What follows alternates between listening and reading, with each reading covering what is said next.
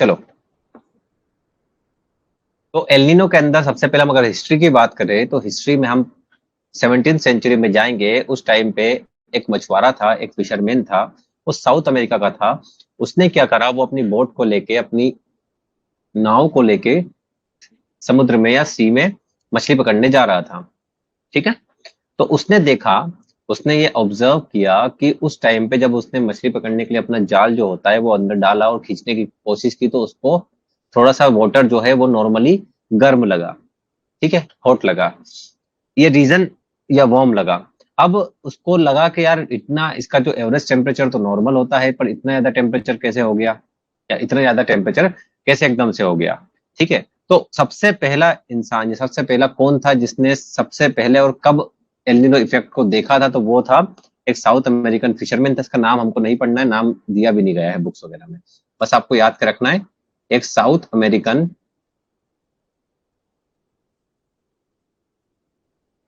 Fisherman था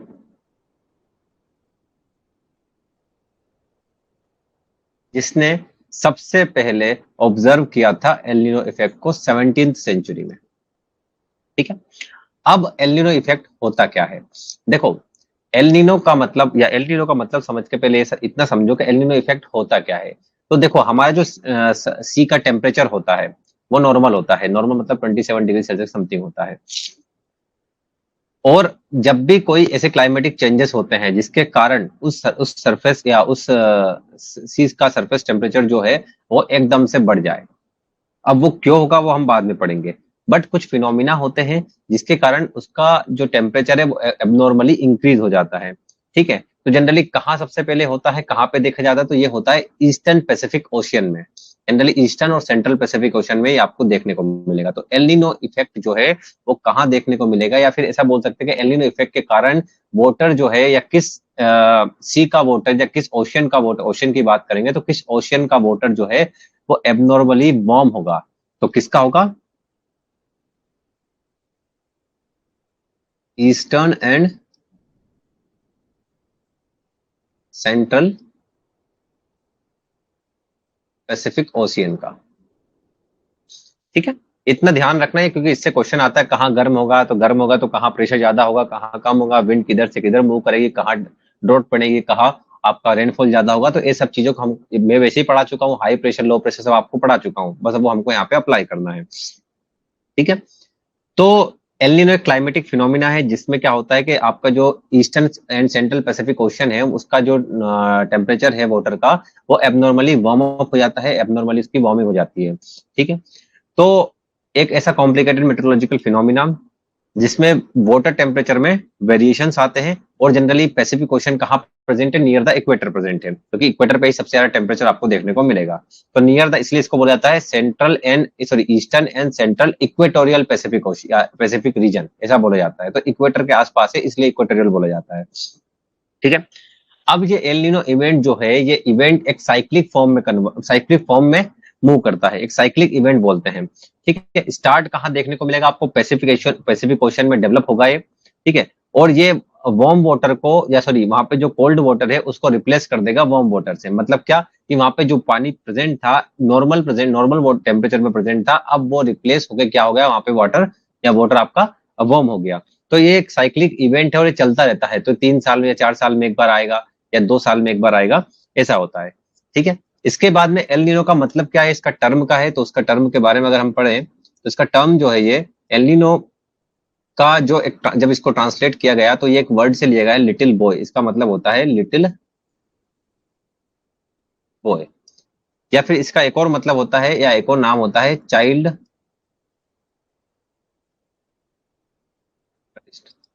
ठीक है, तो जो टर्म एल नीनो है जो ट्रांसलेट हुआ है लिटिल, इसका किससे हुआ है, लिटिल बॉय या चाइल्ड क्राइस्ट। चाइल्ड क्राइस्ट इसलिए बोला जाता है क्योंकि क्रिसमस के टाइम पे सबसे पहले स्टार्ट होता है, इसलिए इसका नाम चाइल्ड क्राइस्ट। और ये सब के सब जो है स्पेनिश वर्ड से लिया गया है। तो एल नीनो कौन से वर्ड से लिया गया, तो आपको याद रखना होगा कौन सा वर्ड है,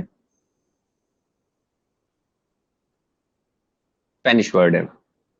ठीक है, तो इतना हमको समझ में आ गया, अगर हम रिकैप करें थोड़ा सा, तो इतना हमको समझ में आ गया कि चलो एल नीनो में एबनॉर्मल वार्मिंग होती है, तो वार्मिंग कहाँ होती है? Central and eastern equatorial Pacific ocean या इक्वेटोरियल पैसिफिक रीजन पे होती है। वहां पे वाटर जो है वो गर्म होता है। सबसे पहले साउथ अमेरिकन फिशरमैन ने 17th सेंचुरी में इस एल नीनो इफेक्ट को देखा था। और उसके बाद एक स्पेनिश वर्ड है जिसका अगर ट्रांसलेट करें तो लिटिल बॉय या चाइल्ड क्राइसिस का नाम आता है। ये हमारा एल नीनो के बारे में थोड़ा बहुत हो गया, ठीक है। अब एल नीनो इवेंट अगर की हम बात करें तो कितने समय के लिए होता है, कब कब होता है? तो देखो, एल नीनो इवेंट जब भी आता है तो ये इररेगुलर इंटरवल में आता है। ऐसा नहीं है कि फिक्स्ड एक महीने, एक साल बाद आएगा, 2 साल बाद आएगा, ठीक है। इररेगुलर इंटरवल्स में आता है और वो 2 से 7 साल के बीच में होता है, ठीक है। कितना, ये याद रखना, El Nino event happens in irregularly at intervals of 2 to 7 years। कितने? 2 से 7 साल के बीच ये फॉर्म होता है या ये इवेंट वापस स्टार्ट हो जाता है। एवरेज अगर हम देखें तो 3 से 4 साल में एक बार आता है। ये तो एक ओवरऑल हो गया 2 से 7 साल। बट अगर हम एवरेज देखें तो एवरेज की अगर हम बात करें तो 3 से 4 साल में आपको एक एल नीनो इवेंट देखने को मिल जाएगा, ठीक है। पर जरूरी नहीं है कि 3 से 4 साल में, क्योंकि अब अगर हम करंट सिचुएशन या करंट की प्रेजेंट की बात करें तो इसमें एल नीनो इवेंट अब जल्दी देखने को मिल रहे हैं। रीजन क्या है इसका? इसका रीजन ये है कि आपका जब हम ऑटोमोबाइल्स यूज कर रहे हैं, जो आपकी ग्रीन हाउस गैसेज बढ़ रही है, इसके कारण क्लाइमेट में चेंजेस हो रहा है। तो ऑब्वियसली बात है, एटमॉस्फेयर भी गर्म हो रहा है, तो वाटर टेम्परेचर या वाटर का जो टेम्परेचर है सरफेस वाटर का, वो भी गर्म होगा, तो एल नीनो इफेक्ट वहां पे फॉर्म हो जाएगा। तो अब की कंडीशन में, ये एक थियोरेटिकल लैंग्वेज है, बट अब की कंडीशन में अगर हम देखें तो एल नीनो इवेंट अब जल्दी या 2 से 3, अब जैसे 3 से 4 साल में एक बार हम देखने को मिल रहा था, तो अब ये जल्दी 2 से 3 साल या 1 से 2 साल में आपको देखने को मिल सकता है या मिलता है, ठीक है।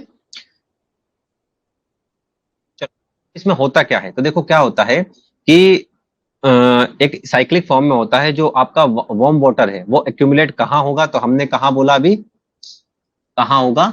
यहाँ पे, क्योंकि यहीं पे आपका पानी क्या हो रहा है? गर्म हो रहा है। तो eastern and central Pacific ocean में वाटर जो है आपका वार्म अप हो रहा है। मतलब कहाँ एक्यूमुलेट हो रहा है? ईस्टर्न एंड सेंट्रल पैसिफिक में आपका ये एक्यूमुलेट हो रहा है, जो कि इक्वेटर के पास में है, ठीक है।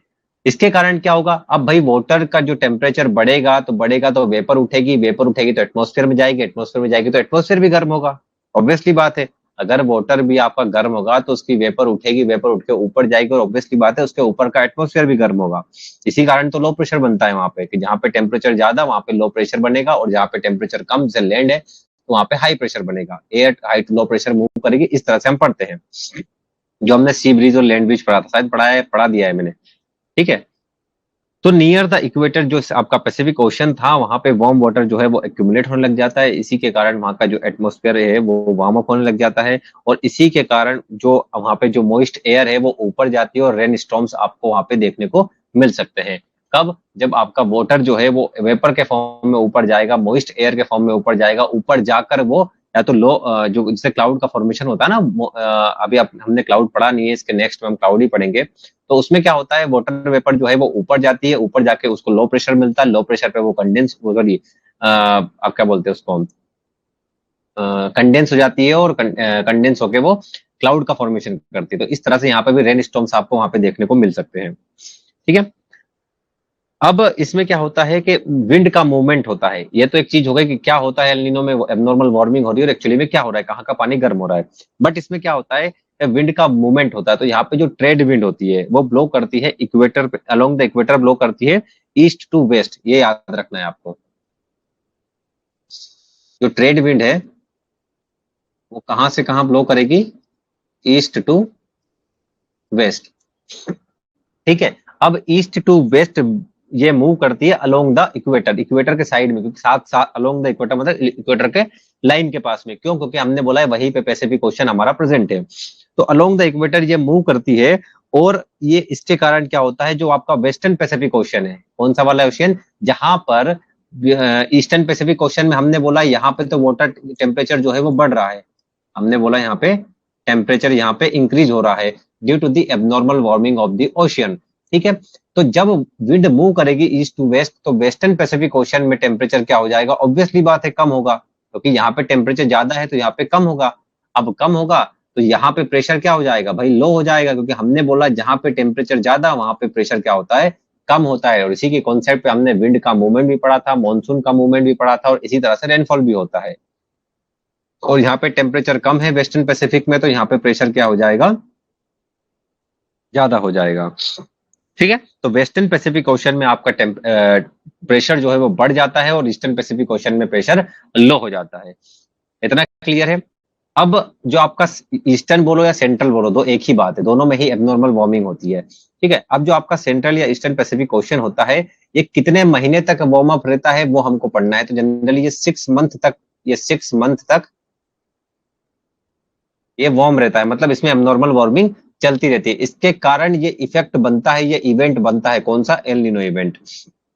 ठीक है, अब हमसे एक क्वेश्चन पूछ लिया जाता है, किसको हम एल नीनो कंडीशन बोलेंगे, किसको एल नीनो एपिसोड बोलेंगे, और ये क्वेश्चन आया हुआ है।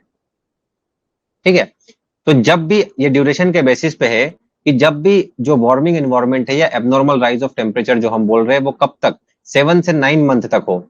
कब तक, 7 to 9 मंथ तक एबनॉर्मल वार्मिंग चल रही हो, तो उस पर्टिकुलर इवेंट को हम बोलते हैं एल नीनो कंडीशन। क्या बोलते हैं कि एल नीनो कंडीशन वहां पे आ गई है। ठीक है, बट अगर वहीं पे ये ड्यूरेशन लंबा हो जाए, 9 मंथ से ज्यादा हो जाए, या और भी ज्यादा हो जाए, 1 साल या 2 साल तक ये वार्मिंग चलती रहे, तो अब हम उसको बोलेंगे एल नीनो एपिसोड।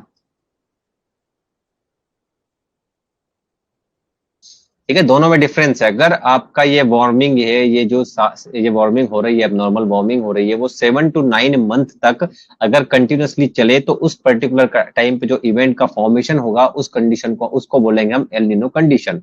बट ये लंबे समय तक, लॉन्गर ड्यूरेशन के लिए ये एस्टेब्लिश रहे, तो उस केस में हम बोलेंगे इसको क्या, इस इवेंट को एल नीनो एपिसोड। ठीक है, तो ये हो गई एल नीनो के बारे में बात। अब इसका इम्पैक्ट क्या होता है वर्ल्ड पे और इंडिया पर, वो हमको पढ़ना है। कि ये तो हम पढ़ रहे हैं, ये तो एक नेचुरल फिनोमिना है, क्लाइमेटिक फिनोमिना है, ये होता ही होता है, एबनॉर्मल वार्मिंग हो जाती है ओशन की, ये सब क्लाइमेटिक फिनोमिना है। बट इसका इम्पैक्ट इंडिया में और वर्ल्ड पर किस तरह से होता है, तो देखो पहले हम बात करें वर्ल्ड की। सबसे पहले हम अगर बात करें वर्ल्ड की, तो देखो वर्ल्ड में क्या होता है, जब हम कंट्रीज की बात करते हैं, तो ये अलग अलग कंट्रीज का जो लोकल वेदर पैटर्न होता है वो चेंज कर देता है। कौन, इस एलिनो इवेंट के कारण, या एलिनो इवेंट या एलिनो कंडीशन, एलिनो एपिसोड, तीनों कुछ भी हो, इनके कारण क्या होता है कि जो भी कुछ कंट्रीज है, इनका जो लोकल क्लाइमेटिक कंडीशन है या लोकल वेदर पैटर्न है वो चेंज हो जाता है। जैसे फॉर एग्जाम्पल ऑस्ट्रेलिया। ठीक है, इसका जो क्लाइमेटिक पैटर्न है वो चेंज हो जाएगा। इवन इंडिया का भी क्लाइमेटिक पैटर्न पर ये इफेक्ट शो करता है, कौन, आपका एल नीनो। साथ ही साथ क्या होता है कि जो वार्म एयर है, जो कि पैसिफिक ओशन से ट्रेवल करके आई है, ठीक है, कहां से, पैसिफिक ओशन, ईस्टर्न पैसिफिक, क्योंकि हमने बोला हाई टू लो, तो पैसिफिक ओशन से जो वार्म एयर है वो आई है, तो वो वार्म एयर क्या क्रिएट करेगी कि वो उस पर्टिकुलर रीजन में जहां से आई वहां पे तो कोल्ड वेदर हो जाएगा। बट कहीं कहीं पे आपको पूरे वर्ल्ड में किसी किसी हिस्से में आपको बहुत ज्यादा टाइफून देखने को मिलेंगे, सुनामी देखने को मिलेगी, वेरी हेवी स्टॉर्म्स देखने को मिलेंगे, due to this El Nino effect. इसके कारण कि कहीं कहीं जगह पे जहां पे अलग अलग प्रेशर बन जाते हैं, वहां पे अलग अलग कंडीशन बन जाएगी, लो प्रेशर बन जाएगा तो साइक्लोन देखने को मिलेगा। तो इस एल नीनो इवेंट के कारण ये सारी चीजें होती है वर्ल्ड में।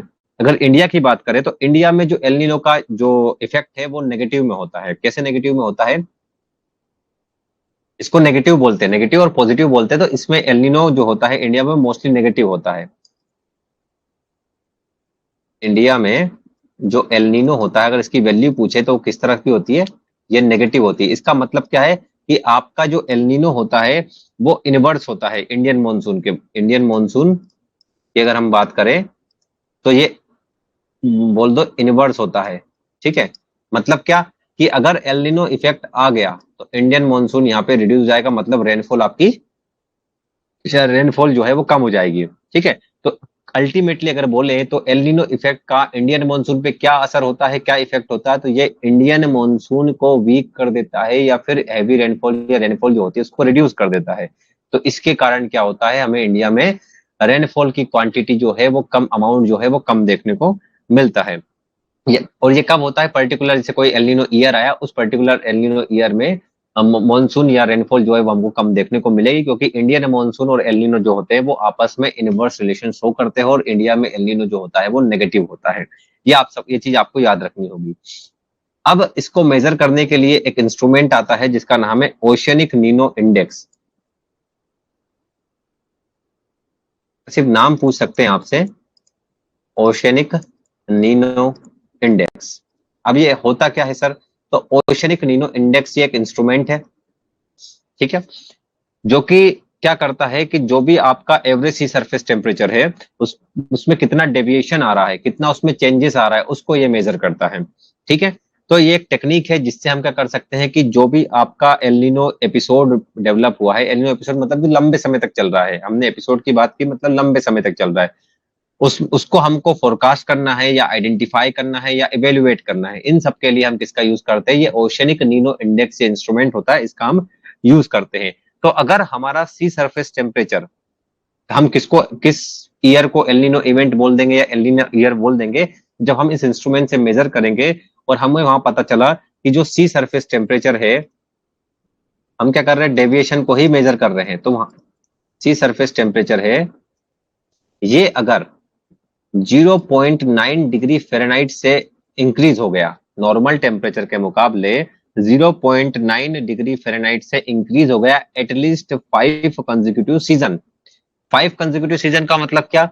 रेनी, फिर विंटर, फिर आपका समर, ऐसे करते करते फिर रेनी और फिर विंटर, ये लगातार 5 कंसेक्यूटिव सीजन हो गए। कौन कौन से?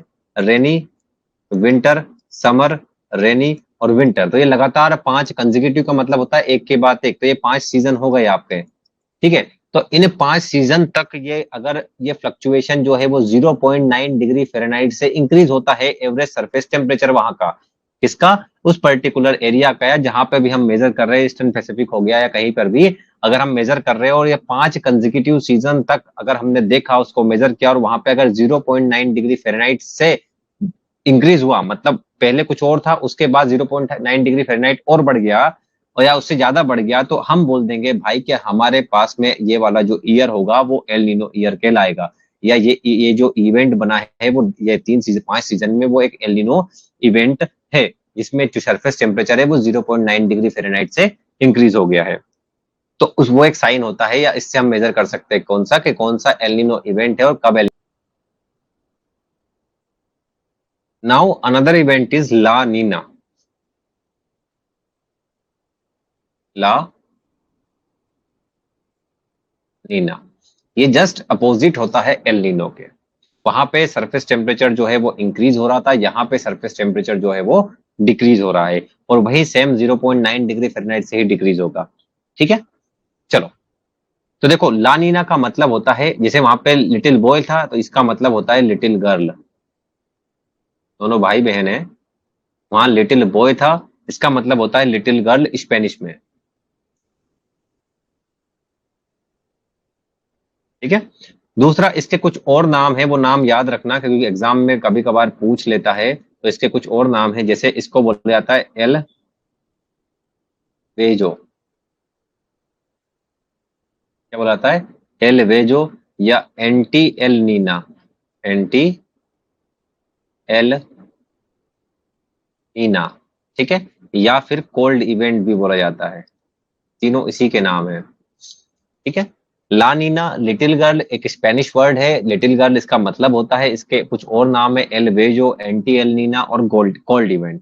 अब ला नीना का मतलब क्या होता है? तो वो एक ऐसा पीरियड जब आपका जो एवरेज सी सरफेस टेम्परेचर है, कहां पर, वही बात करेंगे जहां पर हम आगे छोड़ के आए थे, कहां पर बात करेंगे? ईस्टर्न सेंट्रल इक्वेटोरियल पैसिफिक, वहीं पे बात करेंगे, वहीं पे ही गर्म होगा, वहीं पे ही ठंडा होगा, कहां पे? ईस्टर्न या सेंट्रल पैसिफिक जो ओशन था, जो इक्वेटोरियल रीजन पे, वहीं पे गर्म हो रहा था, तो अब वहीं पे ठंडा भी होगा, जिसको हमने लानीना इफेक्ट बोल दिया, ठीक है। तो वहीं पे एवरेज सी सरफेस टेम्परेचर से नीचे चला जाता है टेम्परेचर, और वहां का वाटर जो है वो कूल डाउन हो जाता है या एबनॉर्मल कूलिंग हो जाती है, तो उस पर्टिकुलर इवेंट को बोला जाता है ला नीना। तो कितने से वो टेम्परेचर डिक्रीज होगा? 0.9 डिग्री फ़ारेनहाइट से।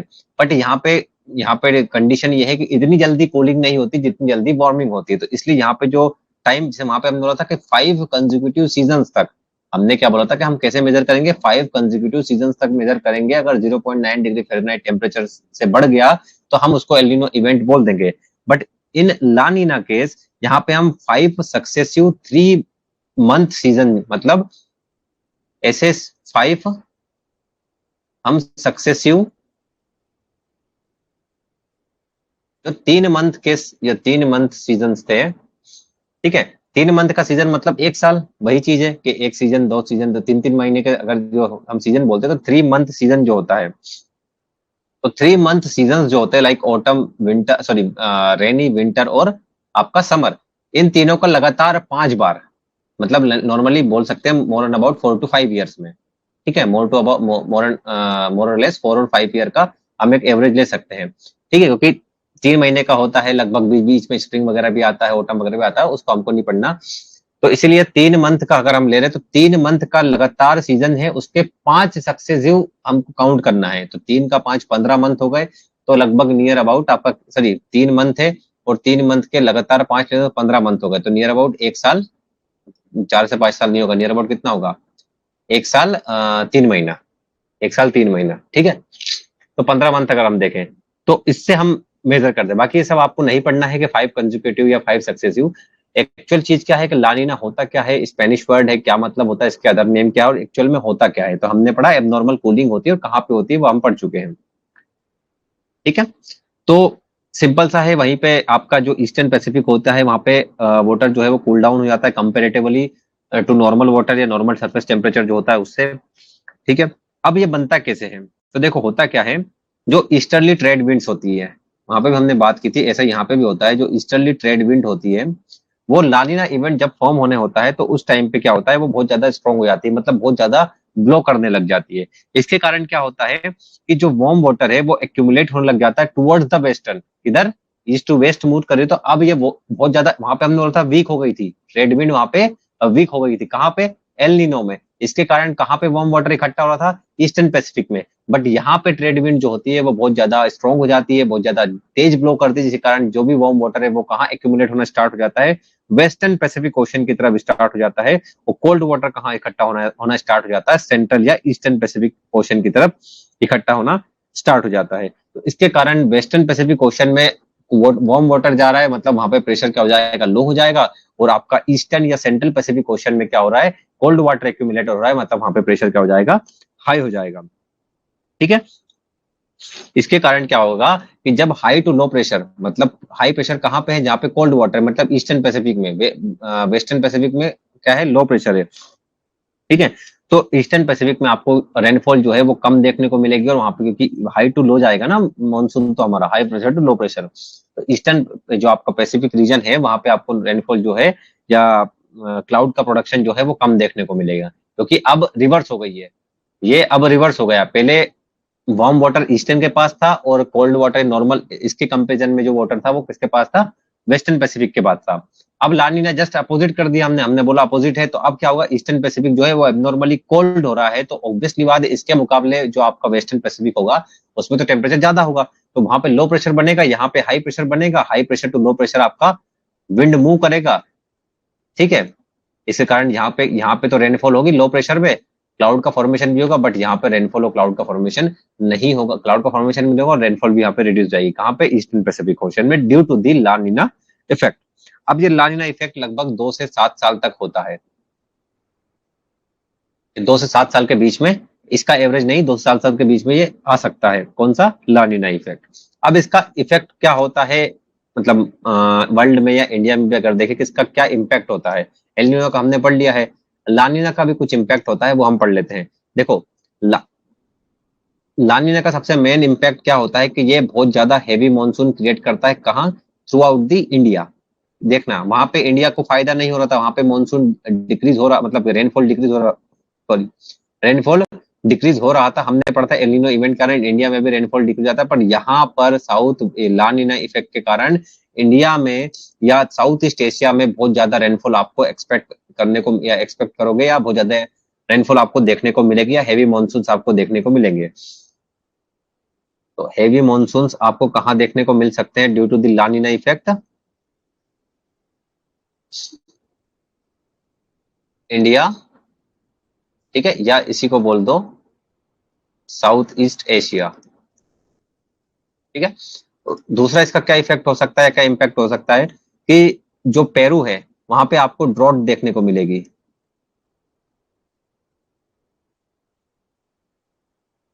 पेरू में आपको ड्रॉट देखने को मिलेगा। और क्या हो सकता है, तो जो आपका साउथर्न अमेरिका है या साउथ यूएस जिसको बोलते हैं, वहां पे आपको क्या देखने को मिलेगा, विंटर ड्रॉट देखने को मिलेगा। इसका स्टेटमेंट में क्वेश्चन आ जाता है, इसलिए मैं आपको ये चीजें पढ़ा रहा हूँ, क्योंकि एक दो बार शायद ये क्वेश्चन आया हुआ है। कहाँ पे, साउथ अमेरिका या साउथर्न यूएस जिसको बोलते हैं। उसके बाद में क्या इसका इफेक्ट होता है कि आपको ऑस्ट्रेलिया में हैवी फ्लड्स देखने को मिलेंगे। वहां पर ऑस्ट्रेलिया में, ठीक है। और हैवी मानसून का तो हमने पढ़ ही लिया है, तो ये इसके इफेक्ट होता है या इसका इम्पैक्ट होता है कि जब भी लानिना इवेंट होता है या क्रिएट होता है, तो उसके कारण अलग अलग रीजन्स में, वर्ल्ड में अलग अलग चीजें एक्सपेक्ट होती है, अलग अलग चीजें देखने को मिलती है। ठीक है, तो ये हो गया आपका लानिना के बारे में। अगला हम पढ़ेंगे एनसो। जब हम जब हम एल नीनो और साउदर्न ओसिलेशन को आपस में जोड़ देते तो इसको बोलते हैं हम एनसो। अब हम एल नीनो तो पढ़ चुके हैं, ये वाला पार्ट हम कवर कर चुके हैं। अब हमको पढ़ना है साउदर्न ओसिलेशन के बारे में।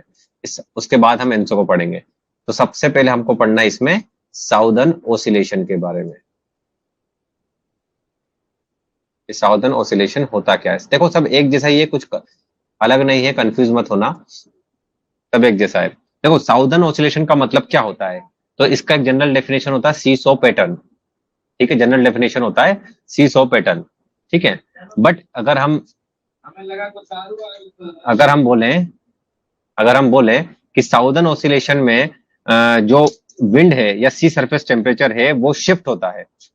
जो विंड है या सी सरफेस टेम्परेचर है वो शिफ्ट होता है अलग अलग रीजन पे। जैसे ट्रॉपिकल आपका ईस्टर्न पैसिफिक ओशन हो गया या इंडियन ओशन हो गया, तो यहाँ पे अब अलग अलग ओशन की बात होगी। यहाँ पे ईस्टर्न वेस्टर्न की बात नहीं होगी, यहाँ पे अलग अलग ओशन की बात होगी, वो हम आगे पढ़ेंगे। ठीक है, तो विंड का या सी सरफेस का टेम्परेचर बोल सकते हो, विंड जो है उसका शिफ्टिंग होना between the tropical eastern Pacific या ईस्टर्न पैसिफिक और इंडियन ओशन के बीच में। ठीक है, इसके अलावा ये एक फिनोमिना होता है शिफ्टिंग ऑफ एटमॉस्फेरिक प्रेशर। क्या होता है, शिफ्टिंग ऑफ एटमॉस्फेरिक प्रेशर। मतलब यहाँ पे एक्चुअल में क्या हो रहा है कि सीसो पैटर्न, सीसो का मतलब क्या होता है, देखो ऐसा होता है सीसो पे। ठीक है, यहाँ पे कोई एक इंसान बैठता है, यहाँ पे कोई एक इंसान बैठता है। जब ये नीचे जाता है तो ये वाला ऊपर जाता है, और जब ये वाला ऊपर आता है तो ये वाला नीचे आता है। तो इस तरह से यहाँ पे भी एटमॉस्फेरिक प्रेशर में चेंजेस होते हैं। एक जगह पे प्रेशर कम होगा, एक जगह पे प्रेशर ज्यादा होगा। तो वो कहाँ कम होगा, तहाती एंड डार्विन के बीच में कम होता है, वो हम आगे पढ़ेंगे साउथर्न ऑसिलेशन इंडेक्स में। तो इस तरह से यहाँ पे भी शिफ्टिंग होती है एटमॉस्फेरिक प्रेशर में एक्चुअल में। और वो प्रेशर कैसे डेवलप होता है, due to the changes in due to the variations in temperature. क्योंकि टेम्परेचर अगर बदलेगा तो ऑब्वियसली बात है आपका प्रेशर भी बदलेगा। ठीक है, तो इसमें एक वार्मिंग फेज होता है, एक कूलिंग फेज होता है। तो जिससे मान लो यहाँ पे आपका वार्मिंग फेज हो गया। ठीक है, यहाँ पे अगर वार्मिंग फेज होता है तो इट मीन्स कि यहाँ पे क्या होगा, टेम्परेचर ज्यादा होगा। टेम्परेचर ज्यादा होगा तो प्रेशर जो है वो क्या होगा, कम होगा। और यहाँ पे क्या होगा, कूलिंग फेज होगा। कूलिंग फेज होगा तो टेम्परेचर कम होगा और प्रेशर ज्यादा होगा। तो यहाँ पे हाई प्रेशर बनेगा, यहाँ पे लो प्रेशर बनेगा।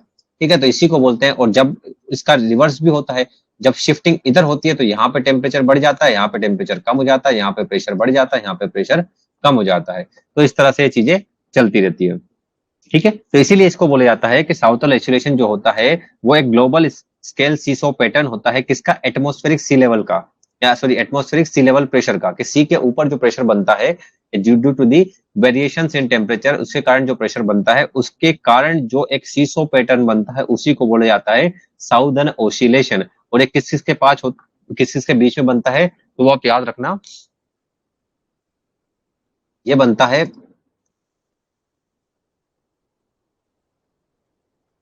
Southern central Pacific, southern central Pacific, इसमें आता है आपका ताहाती।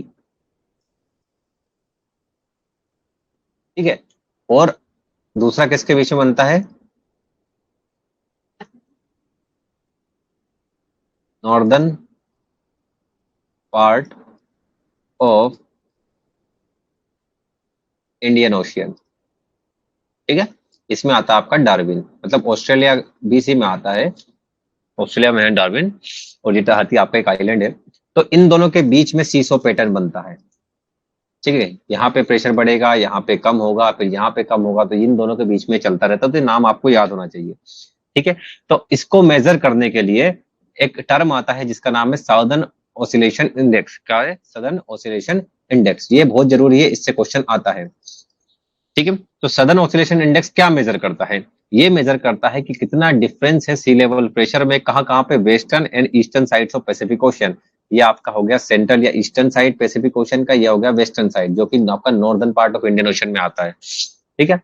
तो इन दोनों के बीच में क्या एक्चुअल में जो डिफरेंस है, या एक्चुअल में जो क्या डिफरेंस आ रहा है एटमॉस्फेरिक सी लेवल प्रेशर का, क्योंकि सी लेवल इसलिए लगा रहे हैं क्योंकि हम सी के ऊपर वाले एटमॉस्फेरिक प्रेशर की बात कर रहे हैं। तो इनके बीच में क्या डिफरेंस आ रहा है उसको कौन मेजर करता है? सदर्न ऑसिलेशन इंडेक्स मेजर करता है। अब इसकी वैल्यूज होती हैं, अगर वैल्यू है आपकी पॉजिटिव आती है तो क्या होगा, और नेगेटिव आएगी तो क्या होगा। देखो पॉजिटिव, अगर साउदर्न ऑसिलेशन की वैल्यू पॉजिटिव आती है, ठीक है, इसका जो होता है वो 0 to शायद 14 होता है, एक्चुअल वैल्यू अभी मुझे याद नहीं, शायद 7 तक होता है, बता दूंगा कल। तो वैल्यू अगर पॉजिटिव आती है तो इसका मतलब क्या है, देखो मैं वापिस बता देता हूँ एक यहाँ लिख के, कि हमने बोला था यहाँ पे तहाती था, ईस्टर्न सेंट्रल पैसिफिक हो गया, और यहाँ पे डार्विन था, ठीक है। इन दोनों के बीच में सारा मामला चल रहा है। अब वैल्यू पॉजिटिव आती है, इसका मतलब क्या होगा कि वैल्यू अगर पॉजिटिव आती है तो आपका जो तहाती है यहाँ पे क्या हो जाएगा, एटमॉस्फेरिक प्रेशर ज्यादा हो जाएगा, और वहीं पे डार्विन पे एटमॉस्फेरिक प्रेशर कम हो जाएगा। तहाती का अगर आप पूरा सुनोगे तो हमने क्या पढ़ा था, सेंट्रल या ईस्टर्न पैसिफिक ओशन या पैसिफिक एरिया यहाँ पे है। डार्विन में हमने क्या पढ़ा था कि इसमें आपका नॉर्थ जो इंडियन ओशन है, north part of Indian ocean है वो आएगा, ऑस्ट्रेलिया आएगा और इंडोनेशिया आएगा, तीनों इसी के अंदर आएंगे, ठीक है। Northern part of Indian Ocean, Australia और इंडोनेशिया, ये किसके अंदर आएंगे, डार्विन के अंदर। तहाती के अंदर कौन आएगा आपका, जो आपका ईस्टर्न पैसिफिक या सेंट्रल पैसिफिक ओशन है वो आएगा। तो इसी से आप समझना है। तो पॉजिटिव अगर वैल्यू आता है जब हम कैलकुलेट करते हैं और पॉजिटिव वैल्यू आता है साउदर्न ऑसिलेशन इंडेक्स का, इसका मतलब क्या है कि तहाती जो है, जो आपका सेंट्रल ईस्टर्न पैसिफिक या सेंट्रल पैसिफिक या central and eastern Pacific ocean जो है, वहां पर प्रेशर ज्यादा होगा। अब वहां पर प्रेशर ज्यादा होगा तो ऑब्वियसली बात है यहाँ पर तहाती पे टेम्परेचर क्या हो जाएगा, कम हो जाएगा, और डार्विन में प्रेशर कम होगा तो डार्विन में टेम्परेचर ज्यादा होगा, ठीक है। अगर पॉजिटिव वैल्यू आती है तो अब समझना इससे क्या होगा। पॉजिटिव वैल्यू क्या इंडिकेट करेगी कि अगर मान लो यहाँ पे प्रेशर बढ़ गया, यहाँ पे प्रेशर बढ़ रहा है और यहाँ पे प्रेशर कम हो रहा है, इसका मतलब क्या, हमारा मानसून जो है या विंड जो है वो high pressure to low pressure move करेगी। ये हम पढ़ चुके हैं, कहाँ से, high pressure to low pressure move करेगी। तो यहाँ पे तो पानी एक्सपेक्ट ही मत करो कि यहाँ पे पानी या रेनफॉल होगा। रेनफॉल कहाँ होगा, नॉर्थ या northern part of Indian ocean, Australia या इंडोनेशिया। तो आपको जो इंडोनेशिया है, नॉर्थ ऑस्ट्रेलिया है और नॉर्दर्न इंडियन ओशियन है, इनमें आपको अबव एवरेज रेनफॉल एक्सपेक्ट करने को मिलेगा या देखने को मिलेगी। कहां पर, इन कंट्रीज में या इन एरियाज में, नॉर्थन इंडियन ओशन, ऑस्ट्रेलिया और इंडोनेशिया में। कब, जब आपका इसका वैल्यू पॉजिटिव होगी। तो आपको याद कैसे रखना है, अगर सदर्न ऑसिलेशन इंडेक्स की वैल्यू पॉजिटिव होती है तो क्या होगा भाई, तो तहाती पे प्रेशर बढ़ जाएगा। अब तहाती पे प्रेशर बढ़ जाएगा तो ऑब्वियसली बात है डार्विन पे प्रेशर कम हो जाएगा। इस तरह से याद रखना है, ठीक है, डार्विन पे प्रेशर कम हो जाएगा। अब क्या होगा, सर ने पढ़ाया था कि हमारा जो मानसून या विंड ब्लो करती है वो high pressure to low pressure move करेगी। तो high pressure to low pressure move करेगी तो यहाँ से पानी उठ के कहाँ आएगा, डार्विन में आएगा। हमने सर ने पढ़ाया था कि डार्विन में 3 चीज होती है। नॉर्थ इंडियन ओशन भी हम इंक्लूड कर रहे हैं, डार्विन एरिया का नाम है, हम उसको याद करने के लिए 2 शॉर्ट करें, पूरा पूरा नहीं याद रखें, ठीक है। नॉर्थ इंडियन ओशन, ऑस्ट्रेलिया और आपका एक और क्या, इंडोनेशिया। ये 3 चीज सर ने बताई थी डार्विन के आसपास। अब इन तीनों जगह पे क्या होगा, क्योंकि रेनफॉल कहाँ हो रहा है, अब यहाँ से पानी उठ के विंड के साथ में high pressure to low pressure आ रहा है, तो लो प्रेशर में रेनफॉल होता है। तो इन पार्ट में अबव एन एवरेज रेनफॉल आपको देखने को मिलेगा। कब, जब सदर्न ऑसिलेशन इंडेक्स की वैल्यू पॉजिटिव होगी। तो आपको याद सिर्फ इतना करना है कि जब सदर्न ऑसिलेशन इंडेक्स की वैल्यू पॉजिटिव होती है तो तहाती पे प्रेशर बढ़ जाता है, बस बात खत्म। क्योंकि नाम हमको याद हो गए। तहाती का मतलब हमने बोल दिया eastern and central Pacific ocean, Darwin का मतलब हमने बोल दिया नॉर्थ इंडियन ओशन, ऑस्ट्रेलिया और इंडोनेशिया। तो हमको बस क्या याद रखना है कि सदर्न ऑसिलेशन इंडेक्स की वैल्यू अगर पॉजिटिव होती है तो तहाती पे हमारा प्रेशर ज्यादा हो जाएगा। वहीं पे अगर सदर्न ऑसिलेशन इंडेक्स की वैल्यू नेगेटिव होती है तब क्या होगा, तब डार्विन पे प्रेशर ज्यादा हो जाएगा। अब क्या होगा, तब डार्विन पे प्रेशर ज्यादा हो जाएगा। अब भाई डार्विन पे प्रेशर ज्यादा हो जाएगा तो क्या होगा, अब high pressure to low pressure हमारा रेनफॉल मूव करेगा। अब वही बात है, high pressure to low pressure rainfall move करेगा तो ऑब्वियसली बात है कहाँ पे आपको ड्रॉट देखने को मिलेगा और कहाँ पे आपको रेनफॉल देखने को मिलेगा। तो हम जनरली इंडियन ओशन के रिस्पेक्ट में बात करेंगे, सेंट्रल पैसिफिक के रिस्पेक्ट में हम इसमें बात नहीं करते हैं। अब हम बोल रहे हैं कि नेगेटिव अगर साउदर्न ऑसिलेशन की वैल्यू होती है तो इसका जस्ट अपोजिट हो जाएगा। अब डार्विन इधर आ जाएगा, तहाती इधर आ जाएगा।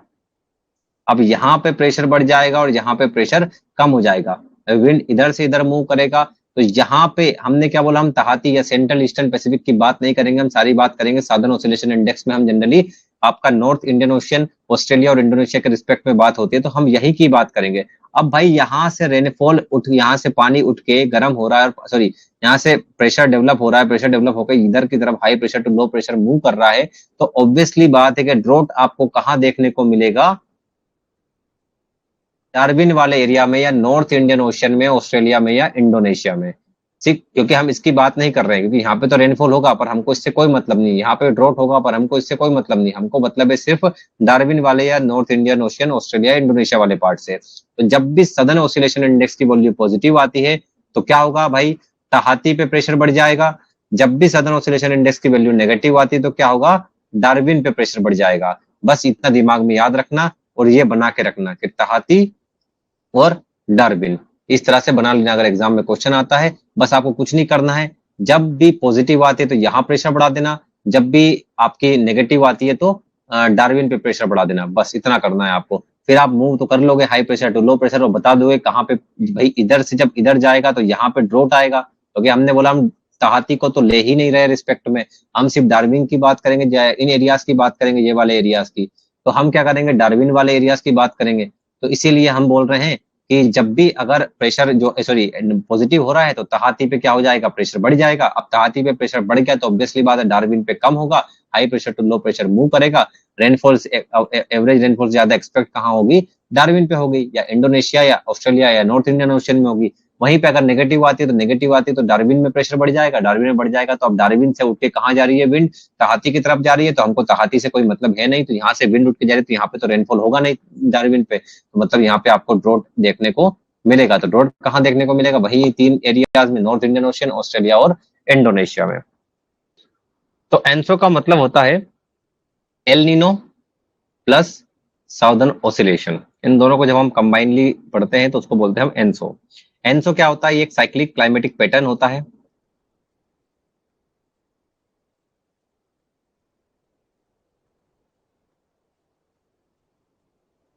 ठीक है, जो कि पीरियोडिकली चलता रहता है over the tropical Pacific ocean. ठीक है, जनरली सारा काम कहाँ हो रहा है, पैसिफिक ओशियन में ही हो रहा है। ठीक है, अब जो आपका साउदर्न पैसिफिक ओशियन है, या सॉरी जो आपका पैसिफिक ओशियन है, उसमें जो साउदर्न पैसिफिक ओशियन है या आपका सेंट्रल वाला ईस्टर्न या सेंट्रल पैसिफिक ओशियन है, इनमें क्या होता है कि प्रेशर आपका हाई हो जाता है और इंडियन ओशन में प्रेशर लो हो जाता है, जो कि हमने एलिनो में सॉरी क्या बोलते हैं इसमें साउदर्न ऑसिलेशन में भी हमने पढ़ा है कि जब भी टेम्परेचर बढ़ेगा, एबनॉर्मल वार्मिंग होगी तो प्रेशर लो हो जाएगा या तो सेंट्रल में, और लानिना में इसका जस्ट अपोजिट हो जाएगा। ठीक, इसके अंदर खास करके मेन चीज आपको पढ़ना है वो होता है, तीन इसकी फेज होती है, क्योंकि एनसो में आप सब चीजें कंबाइन में करके चलते हो, एलनिनो भी लानिना भी। लानिना का कुछ पार्ट होता है कूलिंग फेज को हम इसको लेते हैं, बाकी मेजर क्या होता है एलनिनो और साउदर्न ऑसिलेशन होता है। तो इसमें आपको कुछ इंपॉर्टेंट ऐसा कुछ है नहीं, एनसो बस इतना आता है कि एनसो होता क्या है या एनसो में क्या क्या होता है। तो एलनिनो प्लस साउदर्न ऑसिलेशन होता है, हम दोनों को इस अलग अलग पढ़ चुके हैं। तो इसमें तीन फेज होती है, वो तीन फेज के बारे में बस नाम याद रखना।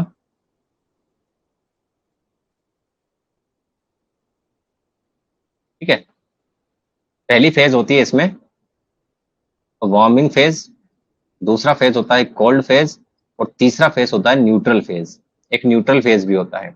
वार्मिंग फेज या वार्म फेज आपका कब होता है? जब आपका एलिनो टाइम चलता है। कोल्ड फेज कब होगा? जब लानिना टाइम चलेगा। और आपका न्यूट्रल फेज जो होता है या न्यूट्रल फेज जिसको बोलते हैं, वो कब होता है? जब जो आपका ट्रॉपिकल पैसिफिक ओशन सरफेस है, वहां पर जो पैसिफिक ओशन की जो कंडीशन है वो न्यूट्रल रहती है, मतलब वहां पे टेम्परेचर वगैरह सब न्यूट्रल रहेगा और ट्रेड विंड जो है वो ईस्ट टू वेस्ट वहां पे मूव करेगी। ठीक है, तो इसके कारण क्या होता है कि वहां पे एक ऐसा न्यूट्रल फेज बन जाता है। उसके बाद में वापस से अगर इवेंट आता है तो एलिनो, फिर कोल्ड, लानिना और फिर न्यूट्रल। तो ये 3 फेज होती है एनसो के अंदर। तो इसका नाम आपको याद रखना है, अगर अभी इन फ्यूचर आपसे क्वेश्चन में एग्जाम में पूछ लिया जाए तो आपको पता होना चाहिए कि क्रोनोलॉजिकल ऑर्डर भी क्या होता है और कौन सी 3 फेज होती है। तो ये हो गया आपका एनसो। तो ये पूरा हो गया लानिना, एलिनो और आपका एनसो, जिसको हम बोलते हैं एलिनो प्लस साउदर्न ओसिलेशन। ठीक है, इससे इतना ज्यादा बाहर आएगा नहीं, आएगा तो इसके अंदर से ही आएगा, इससे बाहर बिल्कुल नहीं आएगा, क्योंकि इसको मैंने आपको बहुत ज्यादा डिटेल में पढ़ा दिया है और इससे सिंपल सिंपल क्वेश्चन बनेंगे, पर लोगों से वो भी नहीं बनते क्योंकि वो एक सिंपल चीजें रट के चले जाते हैं।